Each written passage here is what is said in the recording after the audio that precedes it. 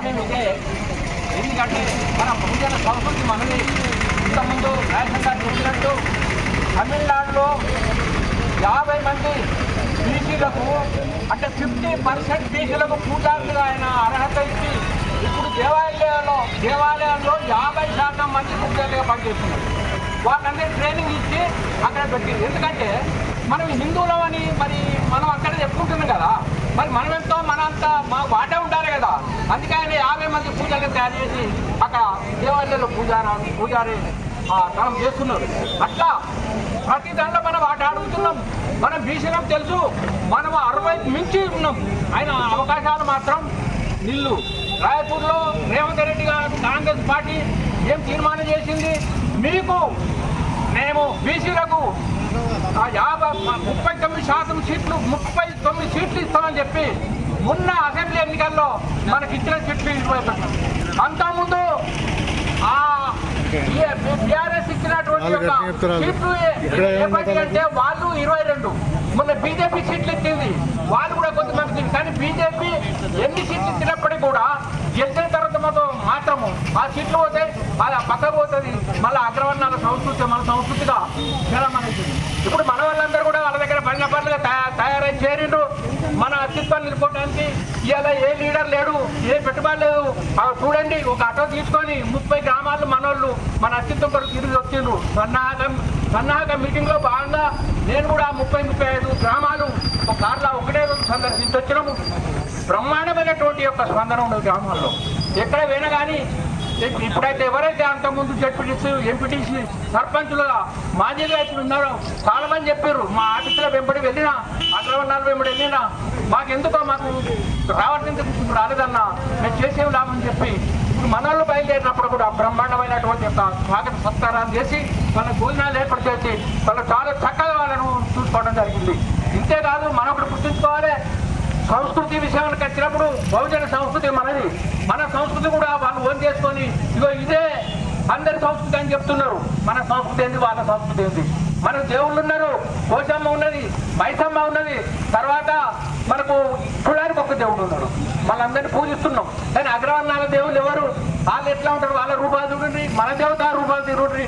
మీరు క్షుద్ర దేవతలు పూజిస్తారు కాబట్టి మీరు అందరూ క్షుద్రుడు అని చెప్పినటువంటి బ్రాహ్మలు ఇవాళ ఉజ్జయిని మహంకాళి సికింద్రాబాద్ వచ్చి అక్కడ ఒక బ్రాహ్మణుడు తయారైతుంది. అంత దూరం ఎందుకంటే ఇవాళ జూబిలీ హిల్స్ పెద్దమ్మ దగ్గర కూడా వచ్చిండు. పెద్దమ్మ అసలు తెలుగు పూజారులో ఉండాలి అక్కడ. ఇక్కడ మల్లన్న దేవుని దగ్గర కూడా బ్రాహ్మణులు వచ్చేసిండ్రు. బ్రాహ్మణులు కాదు, గొల్లలు పూజారులో ఉండాలి. అంటే మన పూజారులుగా ఉన్నారు, మన దేవుళ్ళు వేరే ఉన్నాయి, మన సంస్కృతి వేరే ఉన్నది, మన కల్చర్ వేరే ఉన్నది. మీకు తెలుసు, ఇవాళ అంబేద్కర్ గారు అనగానే ఎస్సీలు అనగానే చాలా మంది అనుకుంటున్నారు అంబేద్కర్ ఎస్సీల కొరకు కొట్లాడి. కాదు, అంబేద్కర్ సకల జనుల కొరకు కొట్లాడిండు. మీరు గుర్తించుకోండి, ఈ అసమానతలు అనేది ఉండకూడదు. అన్ని కులాలకు సమానమైన అవకాశాలు రావాలని రాజ్యాంగంలో 14 ఆర్టికల్లో ఆయన పేర్కొనడం జరిగింది. ఒక కులాన్ని కాదు, ఓటాకి ఇచ్చినప్పుడు కూడా వీళ్ళందరూ కూడా స్త్రీలకు ఓటకు నిరాకరించే పరిస్థితులలో స్త్రీలకు ఓటకు రావాలని సకల జనులకు 21 సంవత్సరాల నిండిన ప్రతి స్త్రీ పురుషులందరూ ఓటకు చేయాలని చెప్పి అంబేద్కర్ మాట్లాడు ప్రతిపాదించి అమల్లోకి తెచ్చిండు. అమెరికాలో స్త్రీల హక్కు లేనప్పుడే మన స్త్రీలకు హక్కు ఖర్చులో ఓటు హక్కు కల్పించినట్టు మహాత్ముడు ఆయన. ఇంకా అంతేకాదు, ఆయన హిందూకోడు పెళ్లి విషయంలోకి వచ్చినప్పుడు స్త్రీలు ఏ కులం అన్నా కానీ ఆయన కులాన్ని పట్టించుకోలేదు. స్త్రీలకు కంపల్సరీ హక్కులు ఉండాలి, స్త్రీలకు కంపల్సరీ ఆస్తిలో వాటా ఉండాలి. ఎన్టీ రామారావు 1983 ఆయన అధికారానికి వచ్చిన కొత్తలో ఆయన ఆస్తి హక్కు తీసుకొచ్చిండు.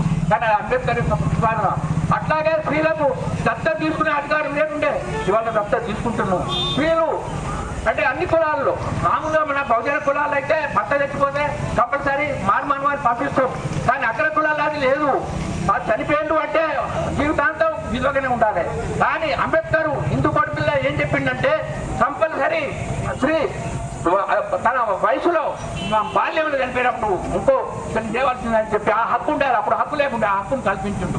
అది ఎవరికి వర్తించింది? అగ్రవర్ణానికి వర్తించింది. మనకు ఆల్రెడీ బహుజన సంస్కృతిలో ఉన్నది కూడా మనం ఆటోమేటిక్గా మనకు ఉన్నది. అప్పుడు ఇటువంటి యొక్క గొప్ప గొప్ప విషయాలు దేశం పైకి రావాలంటే అందరూ సరిసమానంగా ఉండాలి, అందరికి హక్కులు ఉండాలి, అందరూ చదువుకోవాలి, అందరూ అన్ని సాధించాలని చెప్పి ఆయన కొట్టాడు. బీసీలో కూడా కంపల్సరీ రిజర్వేషన్ ఉండాలని నవ్వుతో పోరాటం చేశారు.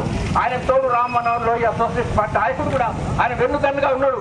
మన హక్కుల గురించి అప్పటి నుంచి మొదలుకుంటే జవహర్లాల్ నెహ్రూ నుంచి మొదలుకుంటే ఇప్పుడున్న ఈ యొక్క మోడీ గారి ప్రభుత్వం వారు కూడా మాటలు మాట్లాడుతున్న చేతులు లేవు నేను చెప్తున్నా ఇప్పుడు.